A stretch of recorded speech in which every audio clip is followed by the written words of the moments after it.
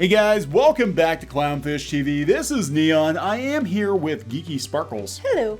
And here they come. Here come all of the Hollywood celebrities pushing into YouTube and Twitch. Yeah, well they've been, but it's doubling down now. They are doubling down. I think the pandemic has definitely sped up the process at which we're going to see more celebrities push themselves into spaces that were previously occupied by amateurs. Right, they're going to push themselves in your spaces whether you want them to or not. Yeah, so Jimmy Fallon launched a Twitch channel, and you know, I'm going to be honest, he kind of cheated because he got the cast of Stranger Things or part of the cast of Stranger Things, and you pointed out Corpse Husband, some other big time streamers. Mm-hmm. So he took a shortcut. Yeah.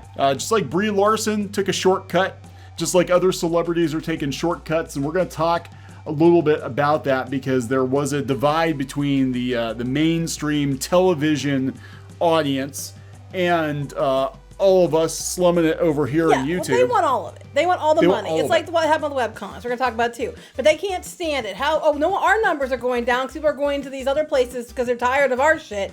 So we're going to go there and try to push everybody out over there too. Yeah, so let us talk about that. Before we get into it, please subscribe for more pop culture news, views, and rants, guys. We're finally over 185,000 subs. Probably not as many as Jimmy Fallon's going to get on day one. Mm-hmm. It only took us, 3 years plus to get here. Uh-huh. But anyway, not that I'm bitter. I'm just like, it's not even about you. There's a lot of big YouTubers and stuff out there too. And it just seems like they cannot stand it. It's like they locked down and gate kept Hollywood. Yeah. And now people are going to YouTube and Twitch and stuff because they're tired of the gatekept Hollywood bullshit. And now they're trying to go and try to push into that and take that over too. Yeah, and that's what's going on here, and that's why we're covering this because YouTube and Twitch and all these other social media platforms have made celebrities out of everyday people, and it is I think winding down because you look at YouTube, you go to the trending page, and a lot of times you'll see like late night talk show clips. Right, that because I'm sure they're paying a lot of money to make sure that they're pushed to the top. And it's like, I mean, Jimmy Fallon, especially over the pandemic, I don't find him funny. I mean, it's like after the election, he didn't have anything to complain. He didn't have a complaint about, so his jokes got even less funny. But he seemed like he was on something more than he wasn't. Yeah, he was really... he seemed really out of it. I don't watch him that much, but I watched him a couple times during the pandemic, and I'm like, dude just seems like, I don't know, like he's drinking or something. I don't know. I don't know that, but he seemed like a little weird. But I just love that, you're not allowed to have anything without Hollywood trying to beg. So we have Hollywood trying to push all this shit on people. People fight back. So everybody goes to places like YouTube, Twitch, and stuff. They stop supporting Hollywood because they're tired of their shit. They're tired of them having these award ceremonies, patting each other back. It's one giant circle jerk. And people are sick of it. So they're trying to find other people with other voices, and they're more entertained by those people. My kids rather watch YouTube than these other shows. And now here they come. Because they cannot stand it if they're not the center of damn attention. Yeah, and it does. I mean, what happens with YouTube is we're seeing this with a lot of the new rules and all this other stuff going on with YouTube, that it's becoming more of a mainstream television network, basically a Netflix that you can just upload your own stuff to. And what's going to happen is that independent voices, in our opinion, are going to get drowned out, because of people like, Jimmy Fallon and Brie Larson, and we have Matthew McConaughey's coming on to YouTube now. John Krasinski used YouTube to pitch a show, basically, and then he sold it and took the money and ran. We'll talk about that. But yeah, we did see this in comics. Yeah, webcomics. This is what it reminds me of. Because when we did webcomics, it really got treated like amateur hour. There were comments made along those lines. Yeah. But then people started, reading more and more webcomics because it was free because they had stories that weren't superhero all the time or whatever. And then here comes mainstream comics sniffing around. We had the Webtoons thing where there was some weird deals with Marvel and DC writers and storytellers. Yeah, we remember back during webcomics heyday, 2012 even, there were webcomics people kind of sounding the alarm that mainstream comic book people like Mark Waid were trying to push into webcomics, which again, for years, a lot of shade had been thrown at webcomics people. Literally, you had, I think it was Eric Larson saying that webcomics were amateur hour, and they were never really taken seriously, even though there were a lot of people doing well and making more money on their webcomic at the time than a lot of mainstream comics people. And then we saw this kind of with crowdfunding too, where they demonized it, and then when they couldn't, beat them, they didn't want to join them. They wanted to come in and take over. Right, and that's what we ended up with, some of the trouble we had at Kickstarter. Ironically, Thrillbent, it wasn't working the way I thought it would be, so they needed to find advisors to try to make it do better. Guess who they called? Who? Just take a guess. Just take a wild they guess. might have not gone by Kneon and Geeky back then, but they made, well, you did go by Kneon back then. They made it. We talked to Mark, and we talked to his partner, John Rogers. They were supposed to be a spot for us. Apparently, we're the only, allegedly, possibly, what we were told, we were the only non-published deal people that were going to be put on the platform. But they needed help, and they came to us. And they didn't listen to a damn thing we told them. No. And Thrillbent is a ghost town now because they couldn't come in and take over. Is it still up? I don't even know. It's still up, but it's a shell of itself. It really is not. It just goes to John Rogers' Twitter now. That's weird. And then the Webtoon thing, Webtoon showed up. Now it was that Tapastic, now it's Tapas was there too. Yeah. And at one point Tapas was paying people, Tapastic then, was paying people a bunch of money for views to get people on the platform, like a ridiculous amount of money. We couldn't do because we were under contract with KeenSpot.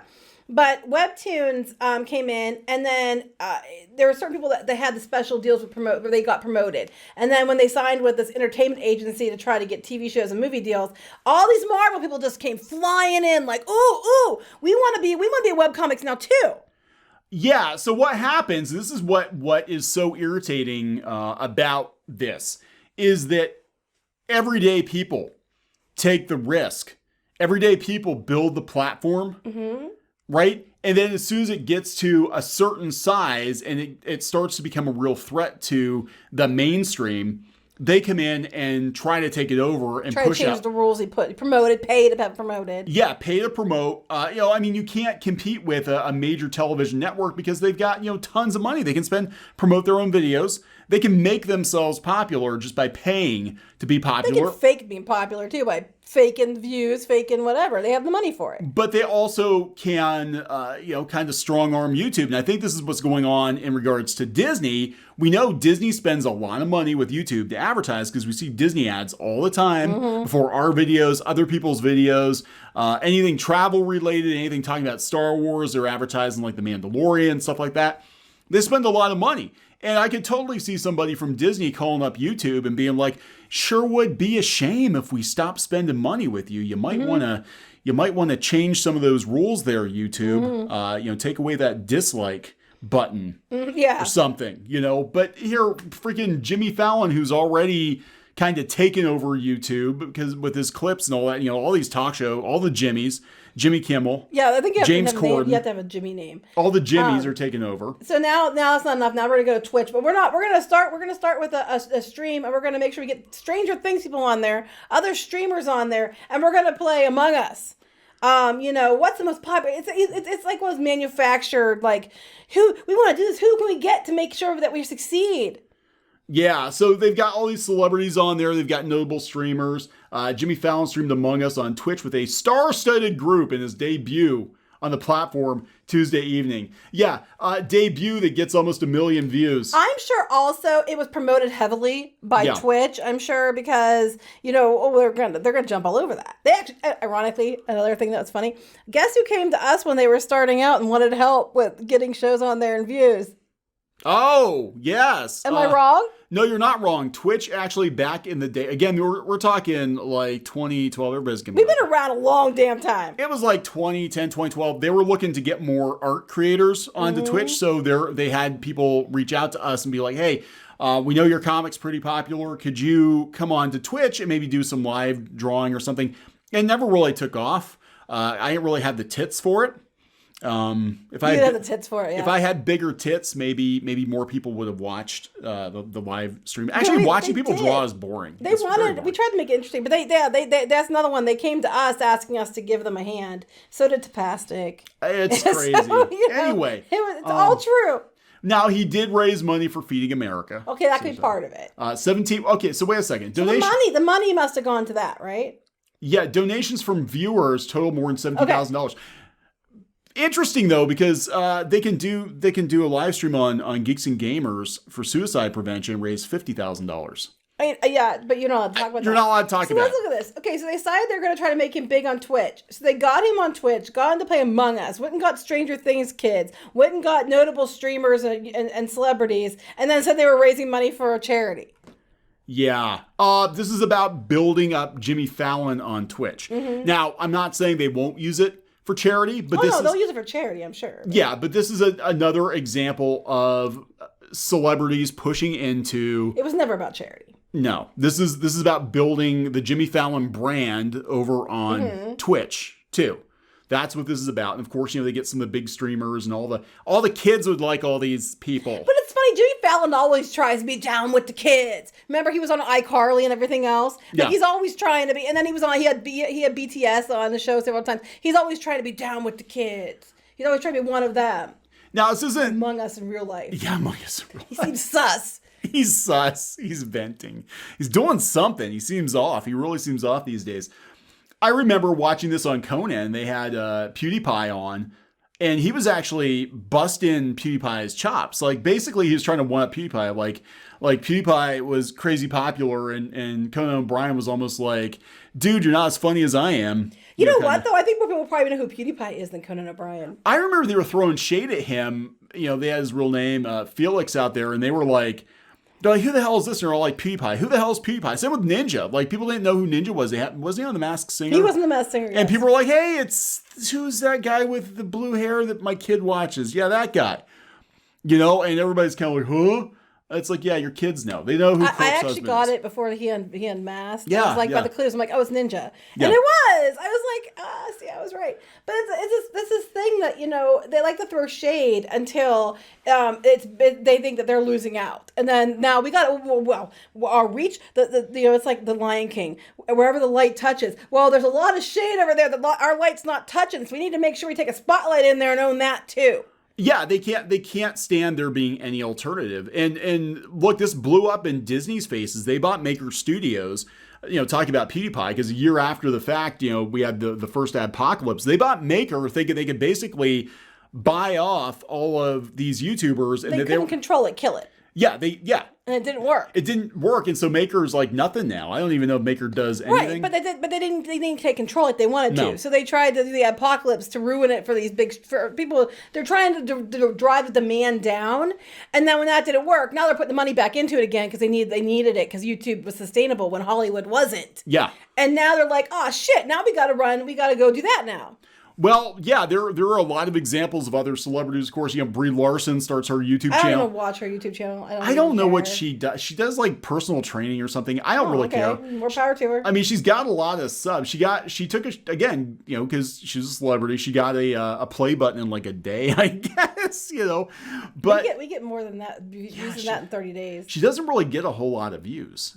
She really doesn't get a whole lot of views. But she's not uploading very often. But that was a big thing. And, again, when you're a celebrity and you've got a PR machine and they're out there hitting up all these publications like, hey, everybody, check out Brie Larson's YouTube channel. Oh, it was everything before it launched. Like, the PR machine was in full force for that one. Oh, yeah. Like, I don't watch her, so I'm not, I can't say if it's good or not. I don't know. I don't really But I knew that was when the pandemic was going on. Here she comes. And then John Krasinski came with some good news, which I liked. I thought it was a really cute, uplifting thing. And I agreed with his point.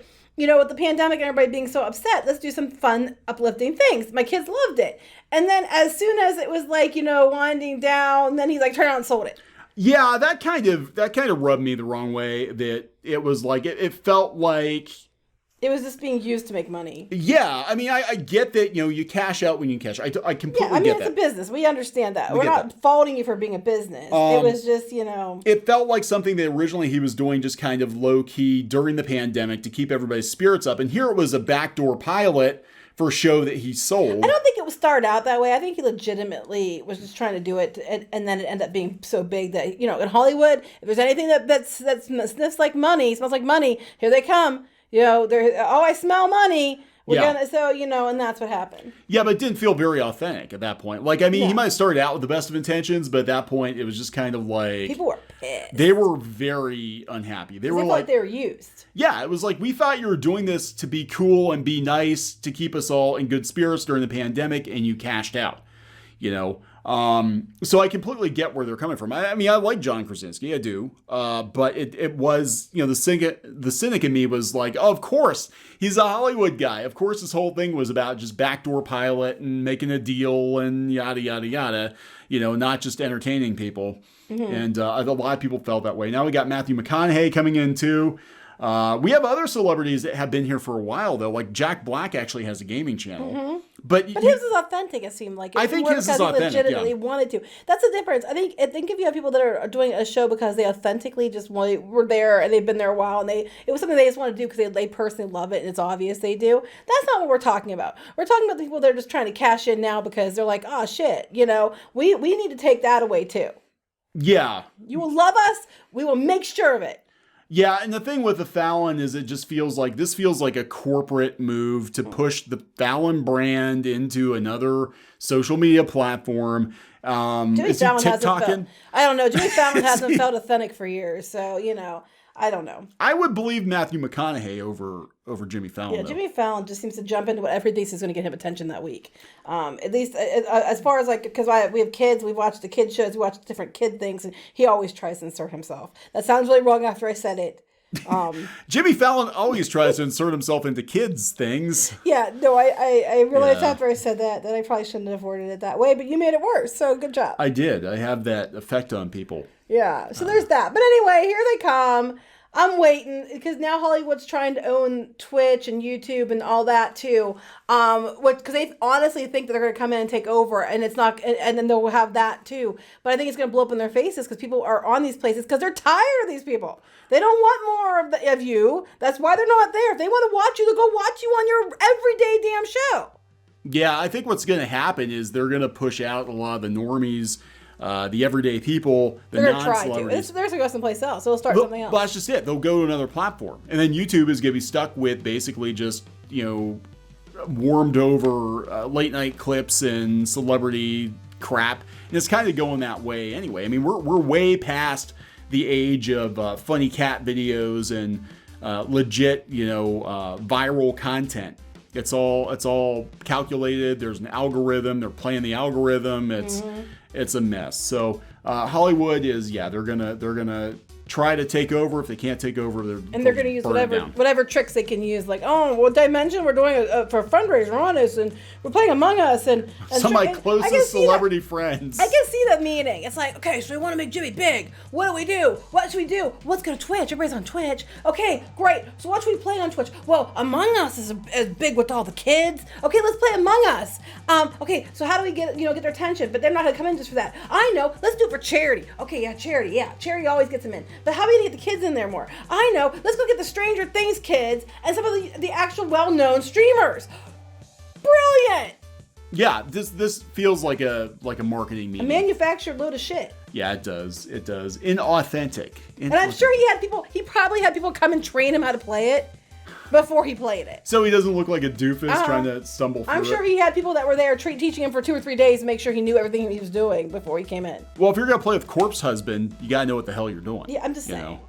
Anyway, we're going to wrap this one up. Yep. Okay, so please subscribe for more pop culture news, views, and rants, guys. We'll talk to you later. Bye.